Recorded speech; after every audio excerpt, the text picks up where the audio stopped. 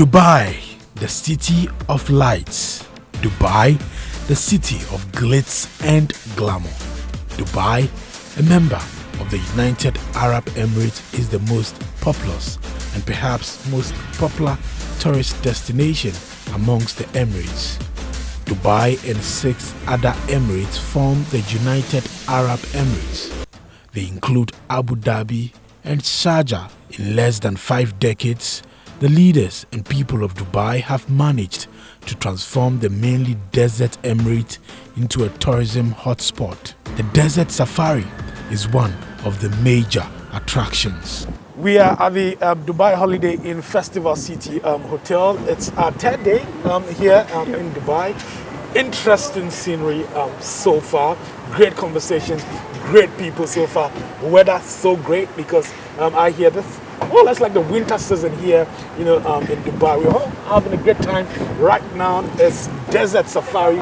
All these Land Cruisers. About how many of them, Richard? 9 vehicles. About 9 vehicles. We're taking these vehicles to the desert. It promises to be fun. But Richard is here. Richard, you want to introduce yourself to our people? Hello, my name is Richard Jemjani. I'm a tour guide here in Dubai, and it's always wonderful to have guests from Ghana and across the globe to, show them around Dubai and let them know what's happening. Yeah. So we are okay, Chief. We are Ghana. Let's continue the car. Yeah? Yeah, sure. Okay, so great. We'll continue the conversation, in this vehicle that we use it for the safari. And Richard would actually be telling us more about Dubai. A lot of conversation will go on, in this. One sit down in the back seat. Okay. Okay. About 15 minutes drive away from our hotel, I observed a deliberate attempt by the Dubai authorities to conserve sand for the purposes of tourism, like other countries do with rare species of plants. That was later confirmed by our guide, Richard Jemjani. The Dubai Desert Conservation Reserve was set up to provide an authentic desert experience for people and also preserve original landscapes and indigenous fauna and flora. So we are the location for the desert safari here. So basically, the desert is extremely significant for the Emiratis, the UAEs. Well, people of Dubai, the locals, are called Emiratis. And their forefathers used to travel. Several miles, from one place to the other with the camels, right? Today we have what we call the quad bikes as they are riding in the back, and they have the cars, these Land Cruisers and other SUVs that they are using. So the idea is that when tourists come to the desert, they have a feel of what their forefathers experienced, right? A feel of the desert, because what's a Bedouin without a desert, or what's an Emirati or an Arab man without a desert? So these desert areas are preserved or conserved purposefully for people like you guys to come and have a feel of it, ride the camel, as you are in their attire, ride the bikes and all that. It's a collection that represents what their forefathers used to experience back then. Absolutely.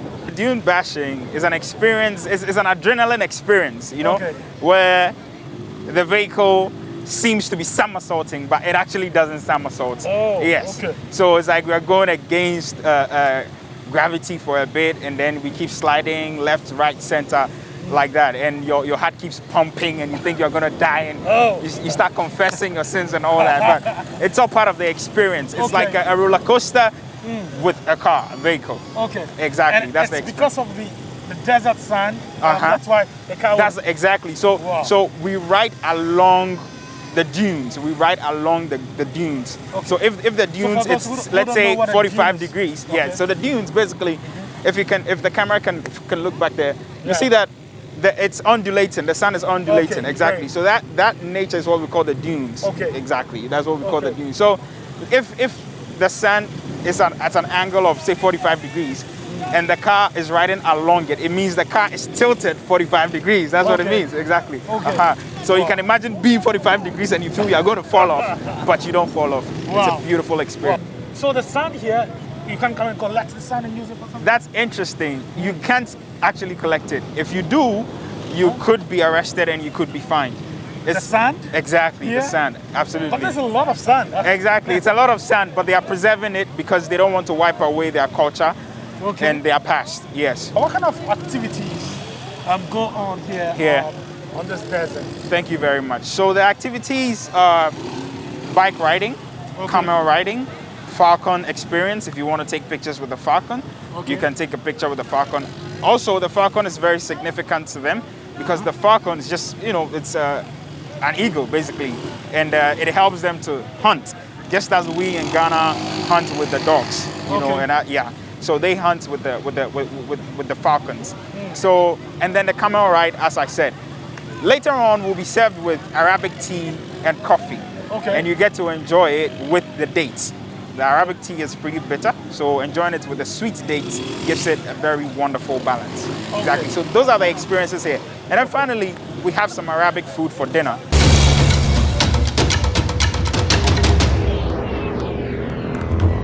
What's it called? Okay. What's it called? No, what's it called? What's it called? This is katra. Okay. Katra. Okay. So This is kandura. Okay. This is kandura. Okay, And so this is called agal. agal. Okay. Agal. It will come, including it's coming now. Okay, give us 3 minutes to be there. Okay. So this is like a pop-up shop, and we just Pop-up shop, yeah. It's a pop-up shop. We just came in here to get this. Can you tell us a bit more about the scarf? This is the called scarf, Arabic traditional. Okay. Yeah. And you said this is called what? This is kandura. Kandura. Okay. Yeah, this kandura. And then this is what? This is katra. Katra. Okay. Can you spell it? Katra. Can you spell it? And then you put this on it? Oh, this is agal. Agal. Yeah, agal. Okay. It's coming now. Totally is coming Okay. 190. Okay. So what does it represent? What really does it This is represent? traditional of Arab. Traditional art. Arab, yeah. Okay. So done. you want to tell us a bit about it? Okay. Tell us a bit about it. Okay, he doesn't know how to speak English properly, that's why. Okay. So whatever questions, okay. So Okay. So let me pay you. Yeah. You said it's how much? 190. Can you bring it down a little bit? 190, I'll not give dollar, you it's dirham. 190. Yeah, dirham. I'll give you 150 dirham. I'll give you 150 dirham. 170 because of No, 150 dirham. 150 dirham. Okay, 150. I beg you. Okay. So this is 500. This 500, yeah, I'll Okay, give it for 350. Okay.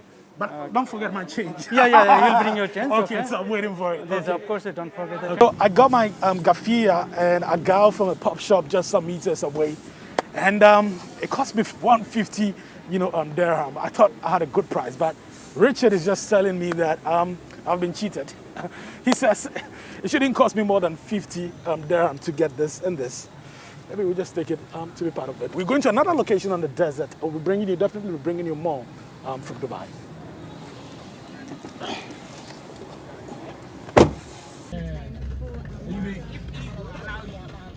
Deserts are associated with death, famine, poverty, and other unpleasant experiences.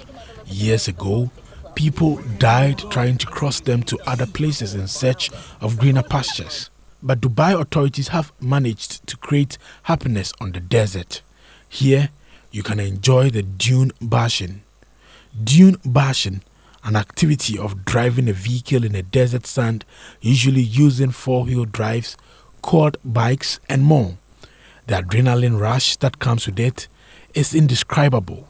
Other activities that happen here include camel treks, falconry, horse riding, sandboarding, and more. Mustafa has been using his Land Cruiser for dune bashing. He has been doing this for the past 10 years. We get training before I start safari to get driving lessons. So we have a training, and after we get driving lessons, then we work with the tourism. Okay, so how long have you been training for this? The training will take 1 month, 1.5 months. Okay. But first we have to pass the exam. Okay. They will take an English test. If you pass the exam, then you have to, when you pass the exam, then you go to school to get this training.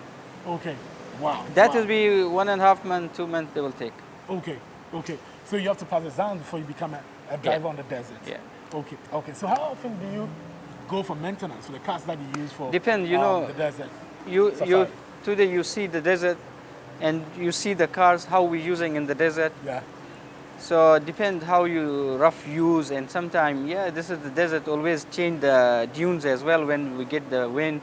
Yeah. Sometimes we get maintenance, but not often. Maybe 4 or 5 months after some bushes, some shocks are they will broke, and then we will change. You change them. Yeah. Before you go, we hear there's a desert police. Yeah, we have Tell me about the desert police. we have we call tourism department police. Okay. That is called DTTCM.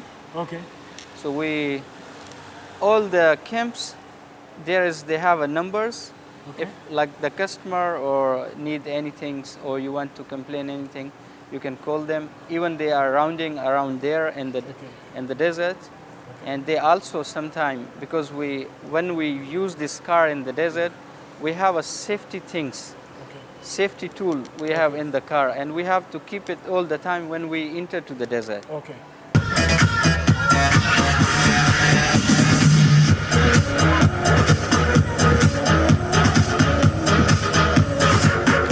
Welcome to the Reina Desert Camp. It is one of the many places where tourists come to relax after the dune bashing and all the other activities.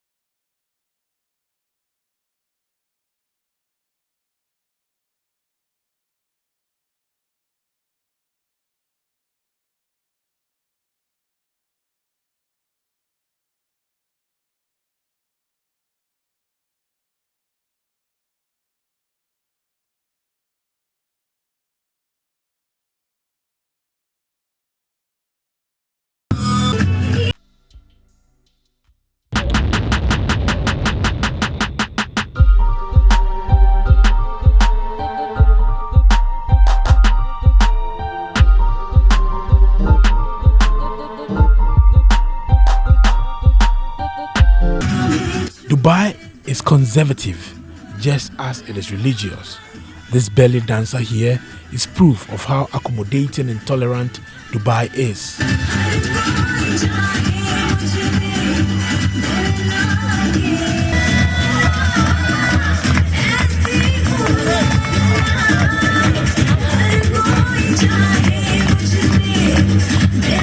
Meet Ediaba Moore. She's a Ghanaian enjoying the scenery here. She says she's excited the world is gradually opening up after the coronavirus pandemic brought it to a screeching halt. It feels good. It feels a bit relaxing. Not a bit, but it feels relaxing. And I love it here in Dubai. I mean, with everything I'm seeing, with the lightning and everything, I think, oh, it's so beautiful. I like it here. I like it here. What's the desert safari like for you? Oh my God. That was, I wouldn't say scary, adventurous. Actually, let me put it that way. It was nice. It was nice. You know, we're not in normal times. Yeah. We're in COVID times, and I don't know. People are scared to travel because of the news, traveling here and there. But it's worth it. It's worth it. With the necessary, you taking the necessary precaution, putting on your nose mask and doing the normal protocols. You're good. I love it here, and I'm gonna be back. My name is Dokas Ofusu Asante. I can't even imagine. It's a roller coaster of emotions and feelings. Yes, it's just beautiful. It's amazing. It's I can say it's a little bit indescribable. You have to be there to experience it. Yes, I can't even use. I don't have enough words to explain how beautiful it is.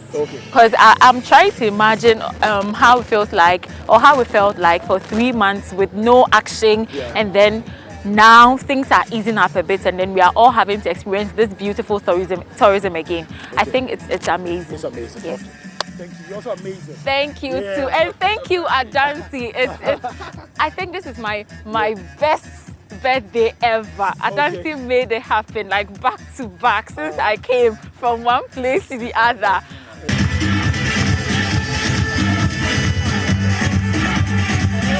The coronavirus pandemic brought the tourism industry to its knees. CEO of Adansi Travels, Gideon Asari, is on a tour of Dubai with some Ghanaians. It is the first time in many months after airports were closed. He says times were really hard for his company. It's been great. You know, this is like my 10th time or so, but anytime I come to Dubai, I make sure I do this safari. And this is my first time after COVID, so I was really looking forward to it. And I mean, I thought it would be boring, but it has been very great. Yeah. The doom bashing, I mean, you were there, you saw how it is. No, the desert safari, it's not scary at the point. At the point I was scared. It's all part of the game, you know. When you get a little scared and a little shaking. In my car, one guy was just screaming. And so it's part of it. It's kind of take out some fear from you after you've gone through that. I know the land cruisers are safe. So technically you are not going to, I mean, hurt yourself. But just they do the doom bashing just to make sure that there's some adrenaline within running through. So yes. So like we are here, we used to have this experience every month. We bring Ghanaians, not less than 20 every month to run our business. But with the COVID, everything stopped. So from March, our last group here at this camp was February. So from February to now, we haven't had even, I mean, a dollar or a cedi. So you can imagine taking care of your staff, your rent. So it has been really impactful, and it has impacted negatively on our business. So can you share with us experiences of your other colleagues in the business having to pay their workers and all of that? How were they managing? It is very, very... There was zero income, you know. It's very, very bad. I mean, some of the agents are having 1 staff, 2 staff, they're able to manage easily. Yeah. But for agents as big as Adansi Travels, having like 19 staff, and I mean, paying close to $1,000 a month on our rent and getting zero income. So you can imagine 7 months or so, zero income, paying 19 staff, paying their taxes, paying all that. It has been very, very difficult. But we thank God that our staff have been very supportive, taking less pay. It's been difficult. Most of my colleagues, they are singing the same song. They thought that they would get some money to take care of their staff and their rents. But it's been tough. It's been tough. We are just been surviving on our rents and our personal reserves, personal reserves that we have.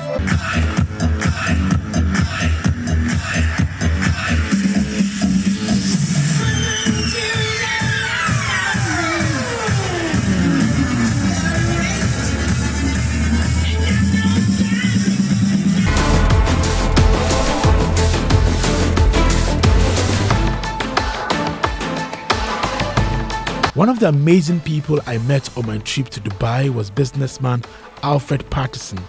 He's rich and has the resources to fund a fun trip to see other parts of the world, but never did because he thought it was a waste of time and resources.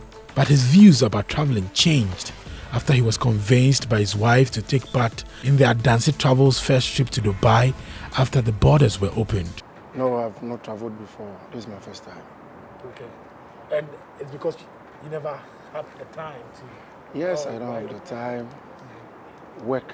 I work from 9 in the morning, late at 12 before I go home. So I don't have the time to travel. Honestly speaking, at the time we got to the airport, I was like, wow. Because it's different. The environment is different. Yes, very peaceful. It's calm. You are free to walk around. There's no police to ask you certain questions. Why are you here? What are you doing? It's free. I love the place. It's a nice place to be. Yeah. I asked myself, is this place in the world? Because I've lived in Ghana for all my life. Seeing the buildings, the surroundings, the hotels, the cars, everything here looks different from Ghana. Very different. I like the place. That is what I can say. I love the place. I would love to come back. Yes, it was my wife's idea. Okay. I normally say, traveling to go and do what? Go and spend money and get nothing out of it. And I'm like, my wife said, no, you have to go. you've worked all your life and you've never gotten any rest, not even for a day. But at least go is just... You're busy making money? Or? Yes, I'm making money. I have to make money. I'm a man. You understand? I'm a man, so I have to make money. So my wife said, okay, no, go. I'll take care of the house. I'll take care of the business. You go. So I decided, okay, no, let me go. I'm here. Wow.